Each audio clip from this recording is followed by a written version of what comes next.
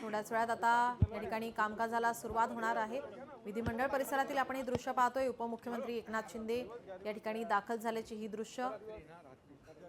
नागपूर या ठिकाणी आता हिवाळी अधिवेशन हे सुरू आहे।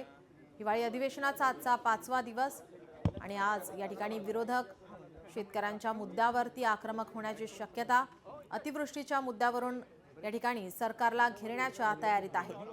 तर या ठिकाणी आता उपमुख्यमंत्री एकनाथ शिंदे आपण पाहतोय नागपूरमधील या विधिमंडळ परिसरामध्ये दाखल झाल्याची ही दृश्य। थोड्याच वेळात प्रसार माध्यमांशी संवाद साधण्याची शक्यता आहे।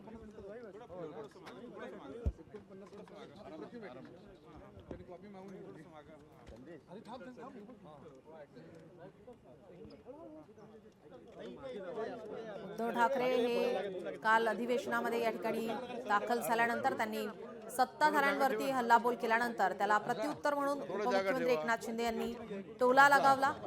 याच संदर्भात आता पुन्हा एकदा अतिवृष्टीच्या संदर्भात विरोधक आक्रमक होण्याची शक्यता आहे, आंदोलन करण्याची शक्यता आहे। त्याच संदर्भात आता एकनाथ शिंदे काय बोलणार याकडे सर्वांचं लक्ष लागलंय।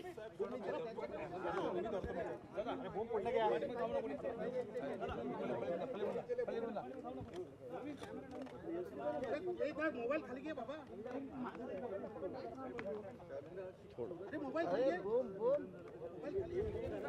मोबाइल खाली घे।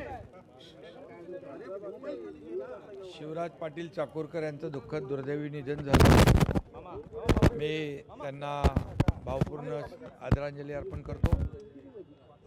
शिवराज पाटील चाकूरकर हे लोकसभेचे अध्यक्ष म्हणून त्यांनी कामगिरी केली, अनेक पदं त्यांनी भूषवली।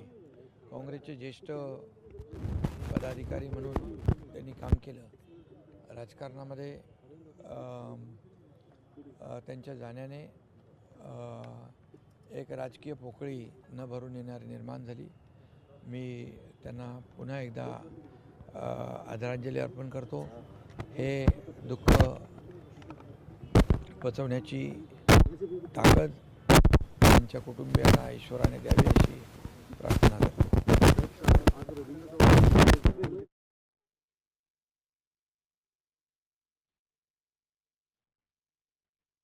एकनाथ शिंदे यांच्याकडून काँग्रेस नेते शिवराज पाटील चाकूरकर यांना श्रद्धांजली वाहण्यात येत आहे।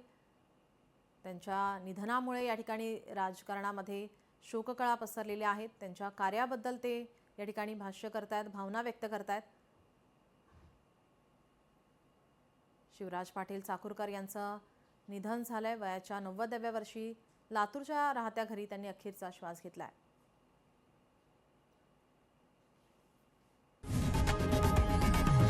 लोकशाही मराठी ऐका, पहा, जागरूक रहा।